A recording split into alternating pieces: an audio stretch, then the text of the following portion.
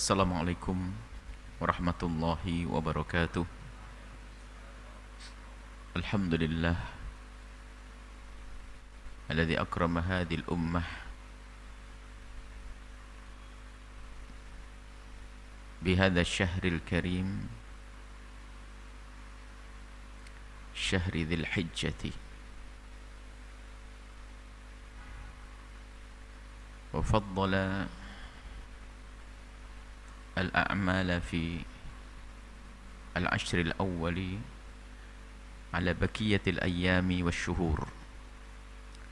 Wa salatullahi wa salamu ala habibir rabbil alamin sayyidina Muhammadin wa ala alihi al-mutahharin wa ashabihi at-tayyibin wa tabi'ina lahum bi ihsanin ila yaumiddin. Allahumma ya rabbana ya rabbana ya rabbana inna fi hadha asy-syahril karim ala husni ibadatik, ala siyam wal qiyam, ala husnil muamalati bi'ibadik, innaka anta ala kulli syai'in qadir.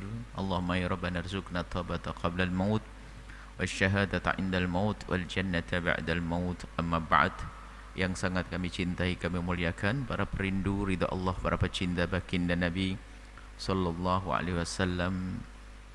Alhamdulillah kita bisa melanjutkan belajar kita dengan bimbingan Imam Ibn Atha'il As-Sakandari dengan kitab hikamnya. Dan seperti biasa ada muqaddimah, yang biasanya muqaddimah kita adalah muqaddimah kitab jenazah atau kitab jenazah, kitab praktek atau kitab tentang sholat jenazah.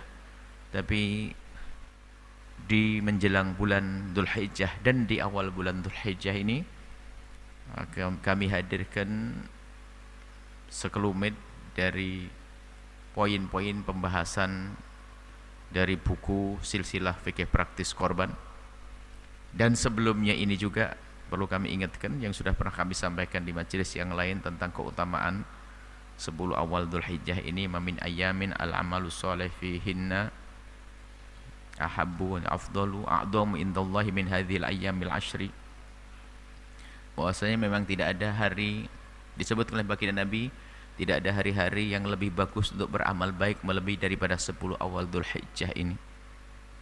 Bahkan 10 awal Dzulhijjah amal di dalamnya melampaui daripada 10 akhir bulan Ramadan. Kalau seandainya enggak ada Lailatul Qadarnya, enggak bisa menyamai. Hanya Ramadan ada tambahan Lailatul Qadar yang tidak ada di tempat lain. Sebab Nabi menyebutkan tidak ada hari-hari yang lebih bagus untuk beramal baik melebihi daripada 10 awal Dzulhijjah ini. Maka bergegaslah, berlomba-lombalah untuk bisa meningkatkan kualitas kebaikan.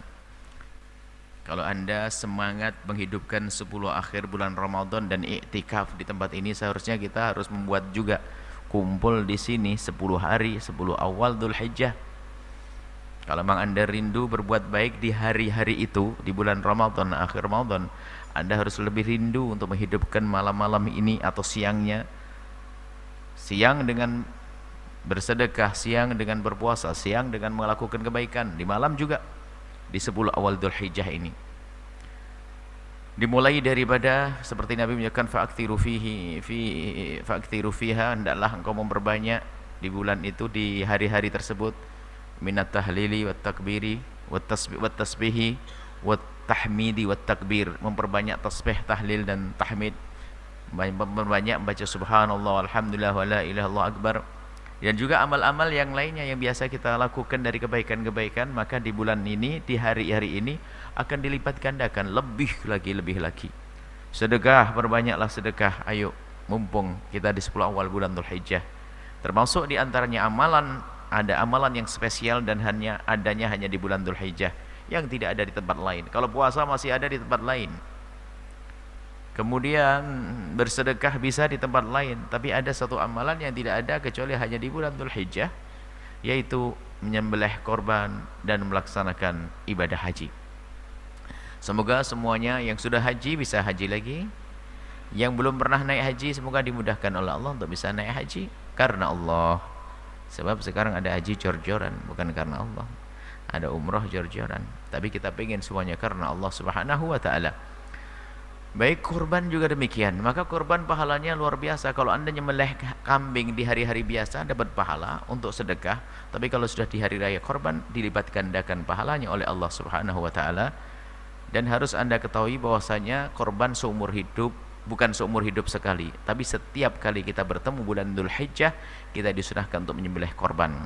Kalau bisa setiap dari kita itu menyembelih kurban, minimal nyembelih kurban itu satu orang satu kambing minimal. Kalau Anda satu orang pengen nyembelih 10 kerbau juga 10 sapi juga boleh.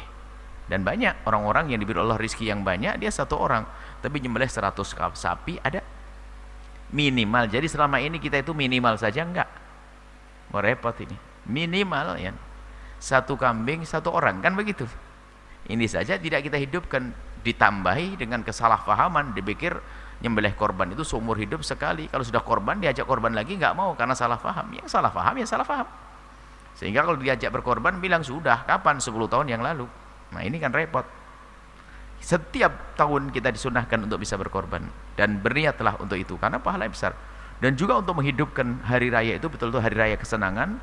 Kalau kan hari raya besar, Idul Akbar. Mestinya meriahnya hari raya Idul Adha jauh lebih daripada meriahnya hari raya Idul Fitri. Baik. Kemudian di sini ada beberapa masalah korban. Anda bisa membeli daging korban. Nah, disunahkan bagi yang memang niat korban mulai dari tanggal 1 tidak motong rambut, tidak potong kuku, itu dianjurkan saja, bukan sebuah kewajiban di dalam mazhab kita Imam Syafi'i. Kemudian juga ada kalau seandainya Anda hari ini belum bisa beli kambing, besok nggak bisa beli nanti. Pas di hari raya korban kok Anda belum punya kambing, tahu-tahunya hari itu dapat masih ada. Hari raya korban 1 masih bisa, hari tasrek yang pertama masih bisa, hari tasrek kedua masih bisa. Nah, cuman sebaik-baik korban adalah di tanggal 10 Dzulhijjahnya itu, yaitu pas hari raya korban itu sebaik-baik korban di hari itu. Baik, kemudian ada beberapa catatan ya. Jangan dijual dagingnya dan kulitnya. Tidak boleh sebagian dari dagingnya jadikan upah. Kemudian pakai kambing perempuan juga boleh, jangan salah paham. Kambing perempuan lebih gede, lebih bagus. Ini ada banyak kesalahpahaman, dipikir kalau kambing betina nggak boleh, harus kambing laki-laki. Memang umumnya kambing laki-laki, sebab apa? Yang gagah adalah kambing laki-laki. Cuman kalau kita dapat kambing laki-laki kuntet sama kambing betina yang gede, ya bila gede dong, dagingnya banyak. Jadi ada kesalahpahaman, memang kalau tidak difahamkan juga repot. Kesalahpahaman itu kalau tidak dijelaskan juga repot. Baik, kemudian karena itu hari raya jajakan senang, makanya yang punya kambing pun boleh mengamalkannya kalau itu adalah kambing sembelihan sunnah. Korban yang sunnah yang punya kambing juga boleh makan, boleh ngambil bagiannya untuk dimasak. Jangan sampai yang nyembelih korban ngenes ngeliat orang makan sate dia gak boleh makan. Boleh dia bikin sate juga di situ, bikin sop, bikin sate. Kemudian ada pertanyaan yang kita tulis di sini ya, ada beberapa catatan, nggak terlalu. Patungan korban barangkali. Tidak ada patungan korban yang artinya sapi satu dibeli oleh 100 orang. Cuman bukan tidak boleh. Untuk disebut sebagai korban yang sesungguhnya enggak, tapi dapat pahala sedekah. Satu kelas isinya 40, patungan beli sapi, ya boleh, bagus. Boleh beli sapi satu. Nah, disembelih di hari raya itu, tapi untuk sebagai korban memenuhi syarat-syaratnya enggak, tapi dapat pahala sedekah untuk menyenangkan orang di hari raya. Atau mungkin untuk bisa menjadi sebuah korban, ya sudah beli sapi satu, kemudian dikasihkan kepada kepala sekolahnya, wali kelasnya, 7 orang begitu. Biarpun pada akhirnya hasilnya juga sama dibagi untuk para siswa. Jadi patungan itu jangan dilarang juga, cuman harus difahamkan. Sebagian dilarang, bukan. Jadi nggak paham bahwasanya tidak jatuh korban itu, tidak jadi korban bukan berarti tidak boleh melakukannya. Anda yang nggak punya kambing, nggak punya sapi, punyanya angsa, sembelih, tapi nggak jatuh korban, tapi Anda menyenangkan hari itu, hari raya, jangan dilarang dong. Gara-gara kambing yang nggak memenuhi syarat lalu nggak boleh. Nah ini sebagian ini menjadi salah. Aduh, kambing saya kecil banget nih. Apa? Belum 5 bulan ya? Apa? Belibul ya? Yang ngerti sate di Tegal sana. Ya gimana ya? Sudahlah, sembelihlah, kecil nggak apa-apa. Tapi untuk disebut sebagai korban enggak. Tapi untuk menyenangkan keluarga hari itu boleh. Cuman kadang-kadang ini loh, yang tidak memenuhi syarat sebagai korban menjadi sesuatu yang tidak boleh, ini kan salah. Itu yang nggak benar. Anda tetap punyanya kambing kecil, ya kambing kecil dong. Kambing guleng lebih enak di satu keluarga begitu, biar senang hari itu. Akan tapi kalau ingin pahala yang betul-betul seperti dijanjikan yang luar biasa, ya sesuai dengan syarat-syaratnya. Tapi jangan dilarang, patungan korban dilarang. Ini kan jadi repot. Bisa saja dilarang begini, merasa sudah korban sehingga gara-gara patungan di sekolah nggak pengen lagi korban di rumahnya. Lah ini perlu difahamkan. Patungan itu bab tambahan. Akhirnya hari ini juga ada orang bertanya, Buya saya sudah patungan korban, gimana korban lagi? Patungan di mana? Di sekolah saya patungan. Terus apakah di rumah? Ya boleh. Jangankan kok kamu patungan kemudian mau korban. Saya sudah korban 1 kambing, nambah 2 tuh. 10 boleh, 100 kambing boleh. 10 sapi juga boleh. Minimalnya per orang 1 kambing.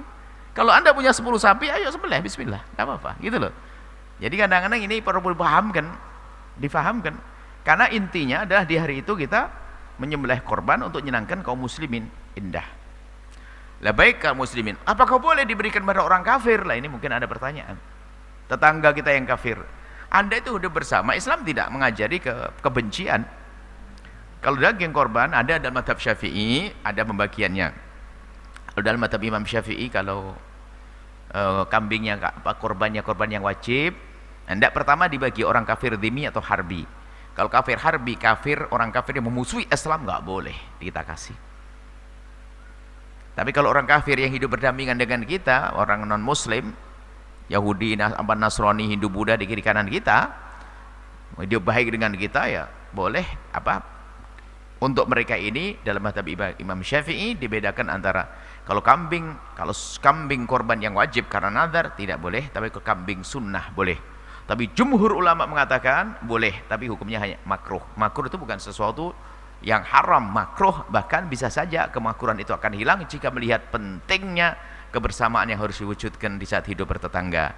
Nah ini jangan sampai tetangganya seorang Nasrani hanya melihat darah kambing, tidak mendapatkan bagian, ustadznya ya yang nyeru, jangan, nggak boleh, nggak seperti itu, kasih dia, nggak apa-apa. Seperti itu insyaallah kita lanjutkan pada insyaallah cukup dah untuk pembahasan kitab ini cukup. Dan kami himbau kepada para asatid jangan belit-belit untuk beli buku ini untuk panduan agar Anda waktu membimbing orang untuk korban itu bisa lebih sempurna. Kitab ini tolong ya. Kitab ini ya, kitabnya ada di mana-mana bisa tersebar. Jangan ikut korban, ada jenazah. Jenazah itu kalau beli membaca kitab ini tidak harus nunggu mati. Masih hidup baca ini, jangan nunggu mati membaca ini. Makanya semuanya masih hidup baca ini. Makanya kok susah banget beli buku ini, harus punya buku ini. Ada kita sengaja buat buku-buku kecil untuk mudah. Sebelum bosan sudah khatam gitu loh. Baik. Setelah Anda menyaksikan video ini, jangan lupa berselawat kepada baginda Nabi Muhammad sallallahu alaihi wa alihi wa sahbihi wasallam.